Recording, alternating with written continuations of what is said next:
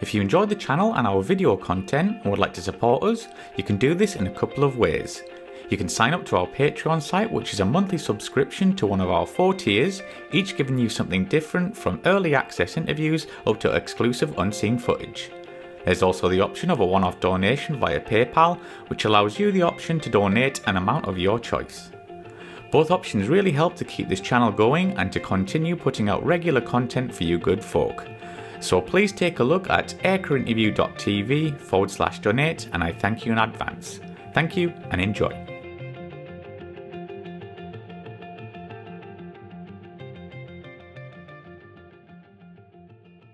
Grinner, can you tell us about your involvement in the Gulf conflict?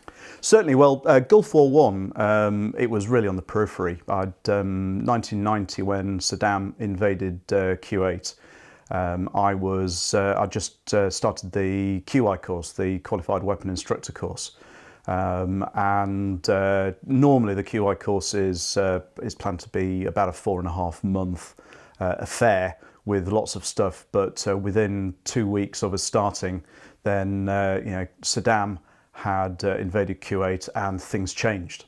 We still had to do the course. We were told that we were going to be pushed through the course as quickly as we could, so a lot of the peripheral stuff was going to be ignored.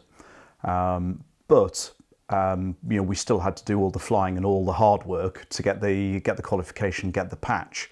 And what we did do was we got very, very much involved in helping out the F3 Operational Evaluation Unit, which was also based at Coningsby, in helping them with a few trials. And on top of all the work that we were doing on the course, we did get involved in helping the OEU doing some missile firings as well. Nice. Supporting them with that sort of stuff. And I think a few of the crews on the course, got involved with doing some radar stuff as well. So we fell out of the QI course with our patches around about mid-October 1990, and I got sent back to RAF Leeming to 23 Squadron to sort of retake the position that I'd left, but now as a QI pilot. And we were very, very much looking to start working people up. At the time that we were doing the course, the Leeming wing had sent out the first Composite Squadron out to the Gulf. It was led by Wing Commander Dave Hamilton, who was OC-11 Squadron. So mainly, I think it was something like 8 crews from 11 Squadron, supplemented by 4 crews from 23 Squadron and 4 crews from 25 Squadron. So it was a fairly big composite squadron, which included a lot of my mates that I've been on the squadron with, and so they were already out in the desert, and in fact, pretty much after we finished the course, or about a month after we finished the course, they came back, and it was the Lucas wing that then went out there to do their stint in the Gulf. But then the onus came back on the Leeming wing to really start working up more crews into that composite squadron, because we knew at some point the coalition forces were going to be going in to liberate Kuwait. So we were ready for that, and of course we didn't know what the result was going to be, to us, bearing in mind, Iraq up until that time had actually been a reasonably friendly country to the UK.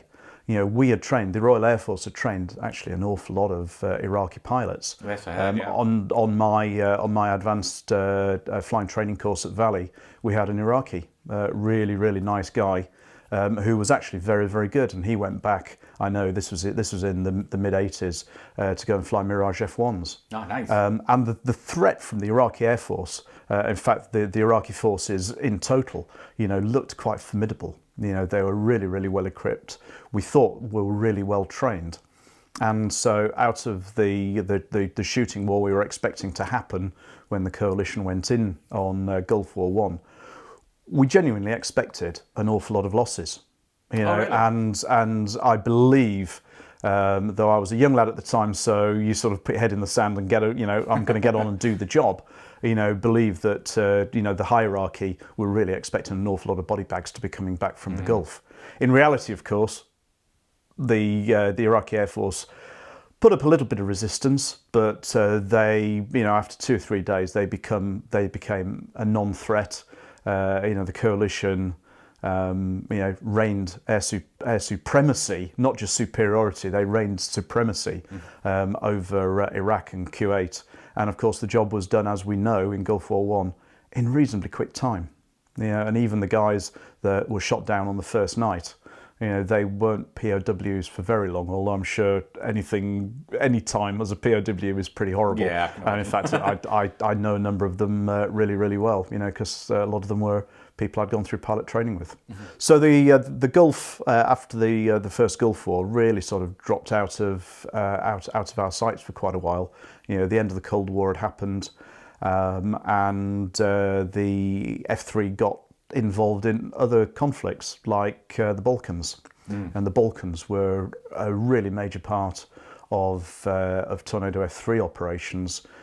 Patrolling the no-fly zone over Bosnia for about 2.5 years, from 1993 to mid to the end of 1995. Which was really great, because that was the 2 years that I was on a ground tour. So I didn't spend, apart from about 3 weeks at the very beginning, I didn't get involved in Bosnia and opt deny flight at all. So going back to your original question about the Gulf, spent a lot of time in the desert in the latter days. The F3 became re-involved back in the Gulf in 1999. Up until that time, Operation Southern Watch and the maintenance of no-fly zones over both northern and southern Iraq were put into place immediately after Gulf War One. And that operation continued for many, many, many years. In fact, spookily enough, until Gulf War II. And but the only UK Air Force involvement, really, apart from tankers, were Tornado GR1s in the south, and we had other assets like the Jaguars for photographic reconnaissance up in the north. And we started to be looked at to give a commitment to Operation Southern Watch, which is what the Southern operation was called, and that wasn't the UK name. That was the American name for the overall operation down there. From memory, 25 Squadron, of which I was flight commander at the time, were going to be the first squadron to deploy out to the Gulf. So we started looking at the training of crews and getting people up to speed, because what we were going to be doing was to operate in that environment. It was deemed that we needed some extra protection on the aeroplanes. Got to bear in mind, at the time, the Tornado F3 was still armed with Skyflash, Sidewinder and the gun. And we had chaff and flares attached to the aeroplane, and they'd become a proper official modification from what had been bolted on the aeroplane in Gulf War One and subsequent times. But there were more complex threats deemed to be out there in Iraq at the time, and the towed radar decoy had been under development for an awfully long time, and towed radar decoy was put as a priority to go on the aeroplane for operating Op Southern Watch. So we had to do the training for that, and of course aeroplanes had to be modified. The towed radar decoy was needed to be mounted on outboard pylons, and of course any F3 aficionado would say, well, the F3 didn't have outboard pylons. Well, actually it did, because they were retrofitted. They were still there, the wiring was there, because obviously the wings are the same wings as go on the GR1, GR4, and of course, that wiring still all existed. So it was only a case of fitting pylons, and the wiring was in there, and they just needed all the correct data buses that could take the information and pass the information to the towed radar decoy. And essentially, the towed radar decoy, we carried a single one, which went on the left outboard pylon, and it was a modified FIMAT pod. So something that the GR1 had been carrying for many, many years. It was a modified FIMAT pod, with the front half being all the electronics pack, all the clever bit, and then the towed radar decoy, which is a relatively small thing. You know, with I can't remember the length of the wire that it was attached to, but this thing used to be carried captive, and if you needed to use it for defence, then it was a button push from what I recall by the navigator, and this thing would be released and out it would go, and it would provide a transmitting decoy to try and decoy a missile that had been fired at you. Was that essentially? Sorry, was that essentially what the EF3 was going to become? Something similar? Or? No, the EF3, and I had very little involvement in the EF3, but I do remember the trials happening.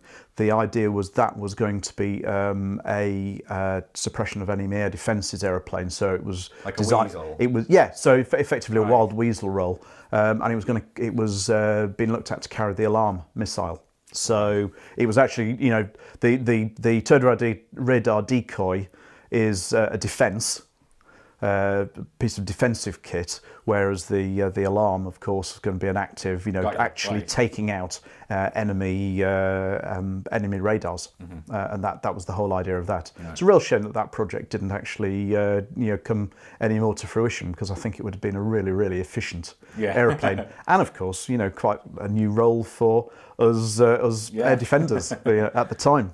Yeah, sorry to interrupt there. So that's okay. Of course, the towed radar decoy was only carried, we were only allowed to carry one, because actually at the beginning of the whole thing there weren't that many around, so much so that actually although we could carry them for training, we couldn't deploy them, because once you deployed them you have to jettison them, and of course you lose the decoy. And there really weren't that many available for operational service, so we had to preserve the ones that were actually in the Gulf. And if you did deploy it, yes, you could cut it away, in which case you lost it, but we always brought it back. So we brought it back to the airfield and we dropped it over the airfield, so at least they could recover it, but then they had to refurbish the thing and then repack the whole thing. So it was a one-shot affair. So once it was deployed, it was hanging out there in the wind. Right. So and from memory, I mean, it worked really, really well, and I remember very, very few that actually dropped off. I mean, you've got to bear in mind, that you were probably deploying this thing while pulling quite a lot of G at quite a high speed. It was under a lot of stress, so it was actually a very well designed bit of kit. Absolutely. On the other wing, because we had to counterbalance the weight of the TRD pod on the left wing, we carried a FIMAT pod, so we had extra chaff on board. That was a bonus. And that was always a bonus. You can never have enough of that stuff. I mean, we had the I think it was called the BOS pod, where the chaff was actually in the sidewinder pylons, but to have that extra FIMAT was always really useful. So. But yeah, so we did the workup for that, and then in early 1999 we went out to Prince Sultan Air Base, PSAB it was called for short. It's just outside a fairly large town called Al-Kaj, which is about I think it's about 80 miles southeast of Riyadh. So really in the middle of nowhere. I mean, it's just a very, very big air base, absolutely in the middle of the Saudi desert. There's apart from the town, there's nothing for miles around. And at the time, when we first deployed there was still, everybody lived in tents. So there was just this massive tent city, all air conditioned. So it was as luxurious as tents could possibly get. So no croissants in the morning. No croissants. Well, actually, the catering, I have to say, deployed ops catering, is always very, very good. My great memories of food on operations like this, going back to op deny flight, although we used to be accommodated in a hotel, and for those who remember it, the Hotel Svevo in Jaya del Colle was the place. The food was great there, but the best thing in the world was the mobile catering kitchen, which was just outside the British detachment, who used to do the most fantastic breakfasts when you came back off a night op. And they were awesome. And certainly, out in Al-Kaj, we had we had British caterers there, RAF caterers, supplemented by what they call third country nationals, so people from all over the world that go and work in Saudi Arabia and are contracted. So basically civilians, and generally they were people from Afghanistan, Pakistan, Sri Lanka, India, and they used to produce the most fantastic food. So croissants, maybe not. But good food. But you always had really, really good food out there. So, Because still on that, because sometimes you see, like, I don't know what operations the Americans are on, but they get like McDonald's in and Pizza Hut people. Oh yeah, was that true? Or? Tent City, I have to say, it was Tent City for everybody. So of course, essentially, it was an American operation with us there. So yes, there was in the middle of this Tent City. There would be some shops. They had a base exchange, so you could go in and buy stuff. And everybody who has ever been to an American base knows what the BX is. It is basically American Forces supermarket. You can go and buy all sorts of stuff at really, really good prices. The Americans basically move the USA into wherever they're operating. Wow. You pay US dollars. Really? And I do recall they had Burger King, Baskin and Robbins. There was a coffee outlet, of which I can't remember, something like the Green Bean coffee thing, but that, we're talking 20 odd years ago now, so my memory is not so great on that. But you do remember the Baskin and Robbins and the Burger King, and there's usually a pizza place as well.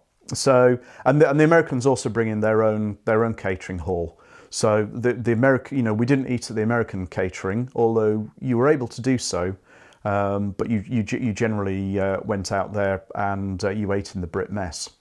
And in fact, as things developed, the popularity of the UK food, we used to, in latter deployments when we actually moved into the permanent accommodation, one of the most coveted invites for the Americans was to come over and dine with us in the British mess. And we weren't allowed to do it all the time.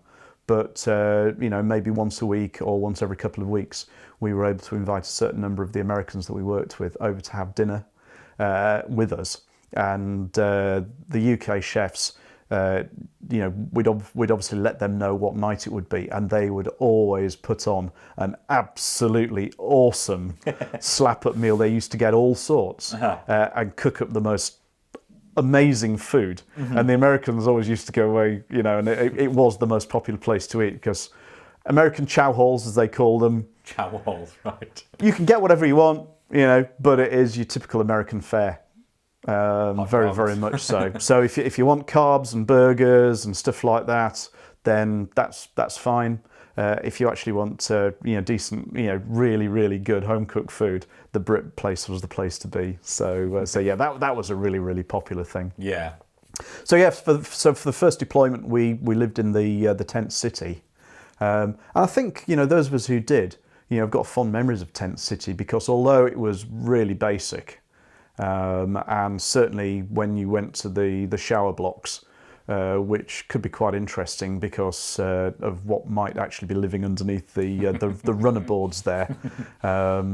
It was actually a really social thing because people would sit outside the tents in the evenings, and you'd be socialising with with your support, your ground crews and all the other support crews and the admin teams. Whereas once we actually moved into more permanent accommodation, then it was exactly that. It was permanent accommodation, and you tended to be a lot more separate. Right. You tended to keep more to yourselves.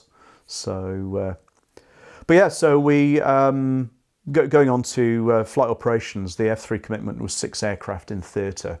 So, with the idea that we would be only putting 2 aircraft into the area at any one time. Right. I think there's often a bit of a misconception. I think I had that as well, in that when you hear about these no-fly zones, you think it's a 24-hour thing. Mm-hmm. But actually, in reality, Op Southern Watch, Op Northern Watch were not. They were, you didn't necessarily fly every day. Mm-hmm. But of course, the whole idea was that you were there to stop the Iraqis flying. Mm-hmm. So I think the overall strategic plan was that they would just put aircraft up over Iraq. Right. At some time, during the day. It was most days. Certainly, Southern Watch was most days. Northern Watch was a little bit more sporadic. You'd take up this enormous force of aeroplanes and you'd put them over the Iraqi border, and you'd patrol the no-fly zone for a period of time. And certainly when I look at my logbook, all those early trips where we used to operate towards the west and the southwest of Baghdad were generally on average about 3.5-hour missions. But it took 40 minutes to get up to the tanker tow lines from Al-Kaj. Right. Riyadh and certainly Al-Kaj Air Base is quite a long way south. So you had that transit time. In the later deployments where they changed the area that we were operating, so we were operating sort of very much in the east and southeast, so we were going into the area of operations over from Kuwait, then the missions were longer, and certainly I remember I've got a couple in my logbook that were sort of 6-hour plus trips. Wow. So they seem to get longer, and what we call the vol time. The time that you actually, the assets go across the border, I think was extended in those later times. So, you take all the assets in, and we'd be supported by tankers, mostly Brit tankers. So, VC-10s, sometimes we'd have a TriStar, but generally it was VC-10s.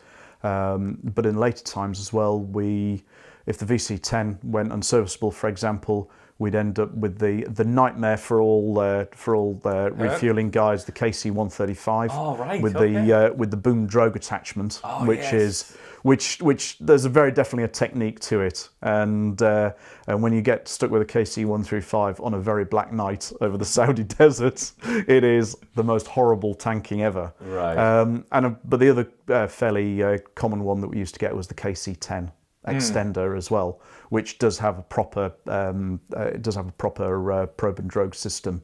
So it's got a proper drum unit with a basket, as per the UK centerline stuff. So that was a lot easier. Yeah, the deployments for the F3 the squadrons had a 3-month rotation time through.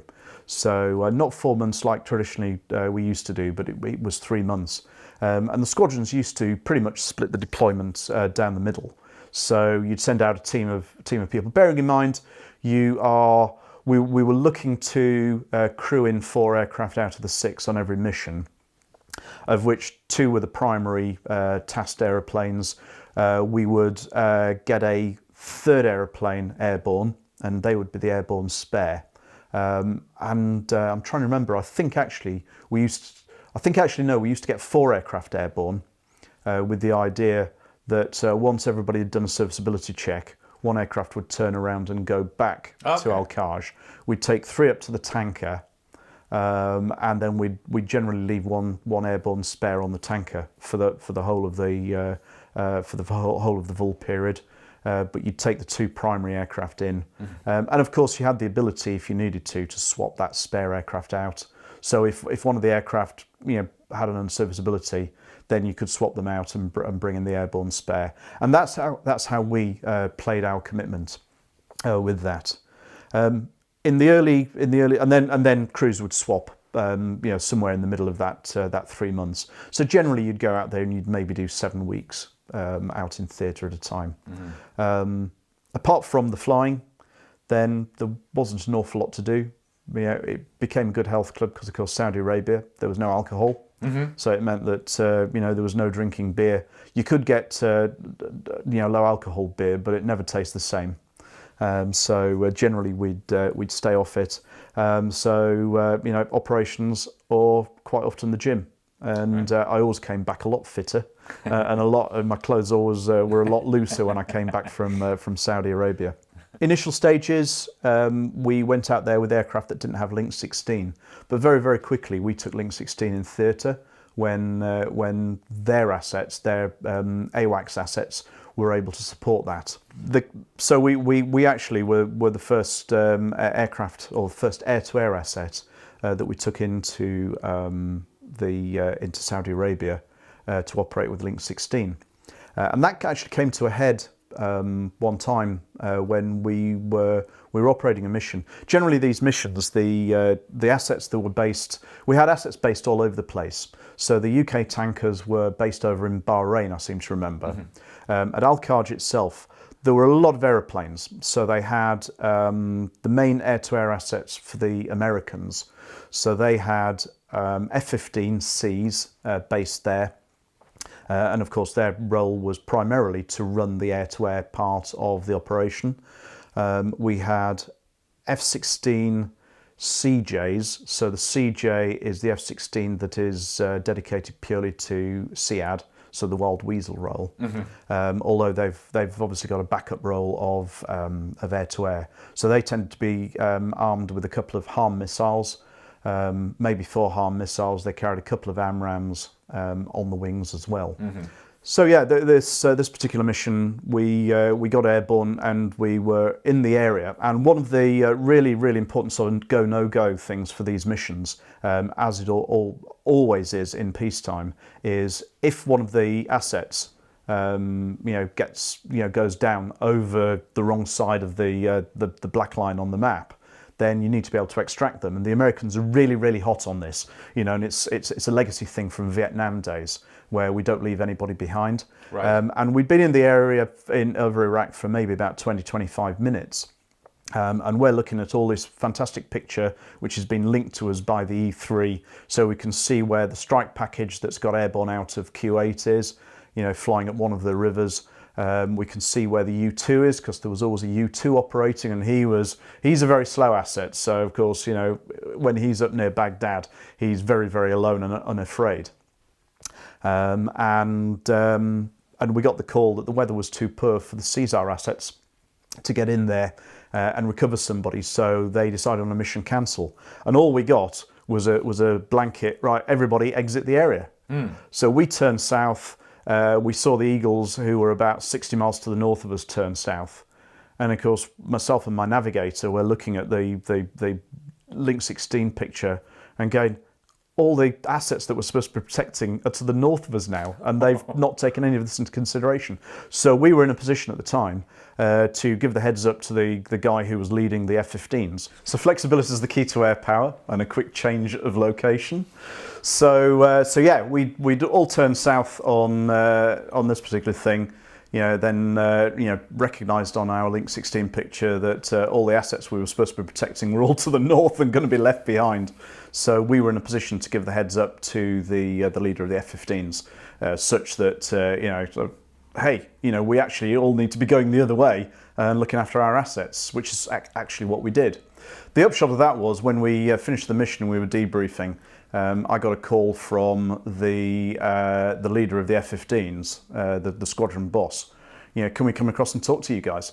And yep, so they came across. We showed them our tapes. We showed them the picture that we had, and they had a quick conflab and declared actually we were the ones that ought to be leading the mission rather than them, because we had a better air picture. Oh wow! So for once actually, we had that acknowledgement that although the F3 isn't an F-15 and didn't have the air-to-air capability, because obviously we were still Skyflash, Sidewinder and gun, whereas they were AMRAAM. In fact, I think they used to carry 2 AMRAAM, 2 AIM-7. And this was a C version. This is the air-to-air, Yeah. so the C version. So they used to carry a mix of AMRAAM and AIM-7 at the time for various tactical reasons, and Sidewinder. So they obviously had the better air-to-air capability, but we had the better air picture capability than they had. So we then had to make a few phone calls because what it meant was that we had to increase our commitment for a short while, and we were, for the next few days, we were then leading this whole package, which is actually quite a nice thing to do. Of course, very quick time. I think the next time we came out in theatre, then the F-15s were then getting equipped with Link 16 JTIDs, and so of course took back that role. And I don't know how long or how many times the F3 actually led it, because I think we just didn't have the assets or the qualified crews in theatre to be able to lead that size of package. Because very similar to the Americans, we very much took the qualifications. When you first come out of training and you go to the front line, you're basically trained as up to leading a pair, then eventually become the 4-ship leader, and the very final bit, which is good few years experience in role, then you become a mission leader, which is that you can lead anything. Wow. Which actually leads quite nicely into Red Flag.